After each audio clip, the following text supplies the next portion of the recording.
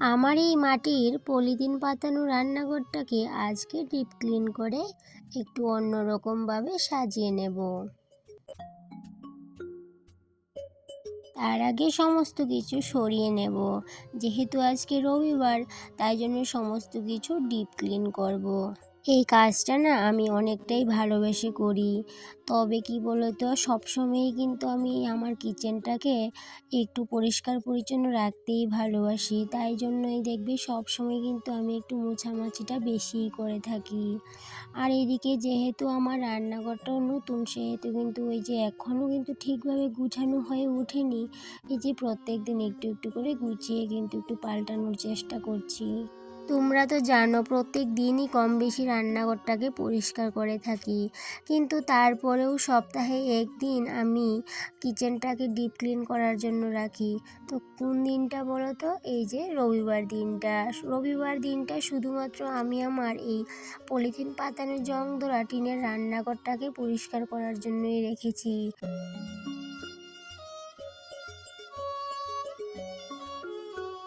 Polythene পাতানো মাটির ঘর কেন বললাম বলো তো? তোমরা লক্ষ্য করেছো কিনা জানি না, তবে লক্ষ্য করলে অবশ্য দেখবে যে আমার কিচেনের ফ্লোরটা মাটির, তবে মাটি কিন্তু দেখা যাচ্ছে না। কেন কি মাটির উপর পলিথিন পাতানো হয়েছে। অবশ্য এটা পলিথিন না, ফ্লোরমেট। তো যাই হোক, আমি এটাকে পলিথিনই বলে থাকি। আর এদিকে দেখো, যেহেতু আজকে ডিপ ক্লিন করছি, সেহেতু কিন্তু সমস্ত কিছু সরিয়ে সরিয়ে ভালোভাবে মুছে মুছে পরিষ্কার করে নিচ্ছি।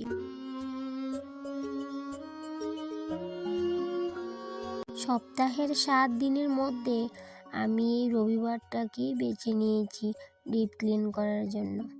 কেন এই দিনটা বেছে নিয়েছি জানো? কারণ রবিবারটা আমি সারাদিনই ফ্রি থাকি।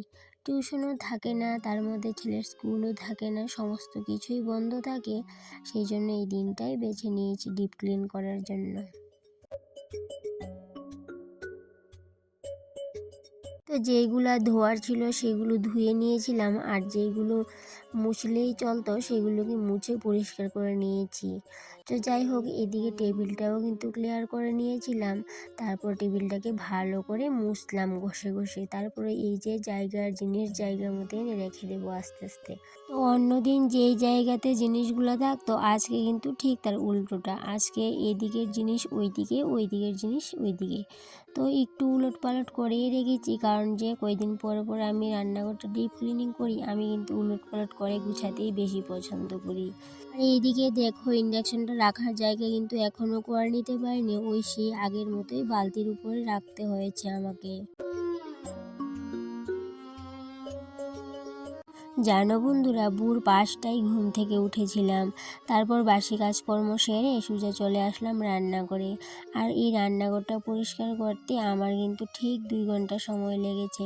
কারণ কি, আমি 2 ঘন্টা হাতে নিয়ে কাজ করতে আসি রান্নাঘরে। যখন ডিপ ক্লিন করতে আসি তখন কিন্তু আগে থেকে ভেবে রাখি যে 2 ঘন্টার মধ্যে আমি সমস্ত কাজ সেরে নেব। তাই কিন্তু চটজলদি করে হুড়োহুড়ি করে আমি সমস্ত কাজ করে নিই। 2 ঘন্টার ভিতরে কিন্তু আমি সমস্ত রান্নাঘর ক্লিনও করে নিয়েছি, আর ভালো করে গুছিয়েও নিয়েছি, জায়গার জিনিস জায়গা মতো রেখে দিয়েছি।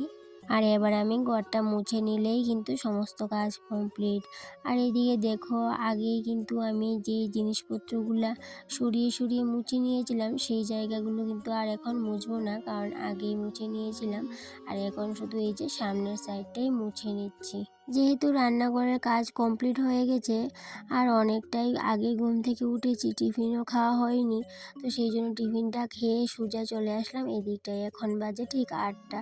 তো কিছু কাপড় আছে, এই কাপড়গুলোকে ধুয়ে দেব। তারপর কিন্তু এই যে টয়লেট, বাথরুম সেগুলো পরিষ্কার করতে চলে যাব। কারণ যেহেতু আজকে রবিবার, আগেই বললাম, সেহেতু এই যে রবিবারের দিন পুরোটাই কিন্তু ডিপ ক্লিনের কাজে আমি ব্যস্ত থাকি। জানো বন্ধুরা, আগে না এই কাজগুলো করতে আমার একদমই ভালো লাগতো না। ওই আগে বলতে বিয়ের আগের কথা বলছি। আর এখন দেখো, সংসারের মায়ায় পড়ে কেমন বদলে গেল দিন। যেইগুলো আমি ভালোবাসতাম না, সেইগুলো এখন আমি অনেকটাই ভালোবাসি, আর ভালোবেসে কাজগুলো করি। আর এক এক সময় ভাবি যে আগে কেমন দিন কাটাতাম, কাজ করতে একদমই ভালো লাগতো না। আর এখন কিন্তু এই সারাদিন কাজ নিয়েই ব্যস্ত থাকি। আর এখন শুধু ভাবনার মধ্যে এটাই আসে কোন কাজটা আগে করলে ভালো হবে, কোন কাজটা রুটিন মেনে করলে ভালো হবে। তো এই নিয়ে সারাদিন চিন্তা ভাবনা থাকে। তো যাই হোক, সমস্ত কিছু কিন্তু সময়ের মধ্যেই করে নিতে পারি, এই ভাবনাগুলো থাকে বলে মাথায়।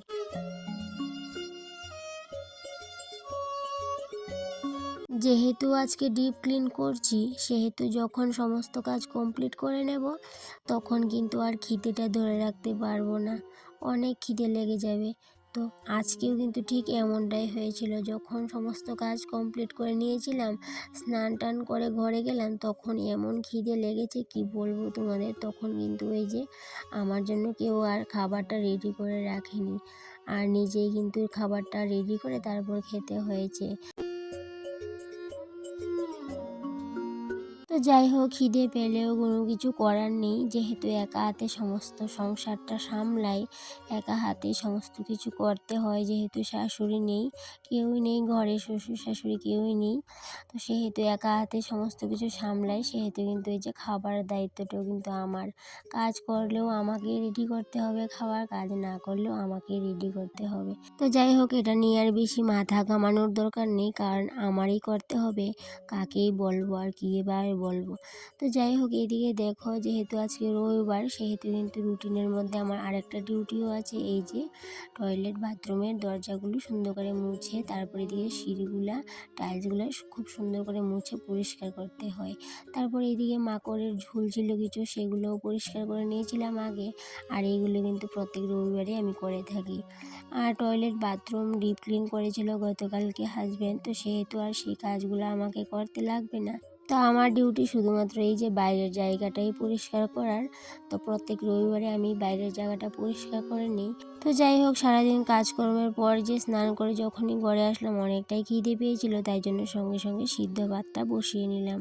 তো আজকের ব্লগটা এই পর্যন্তই, আবার দেখা হবে পরবর্তী ব্লগে। ততক্ষণে তোমরা ভালো থেকো, টাটা।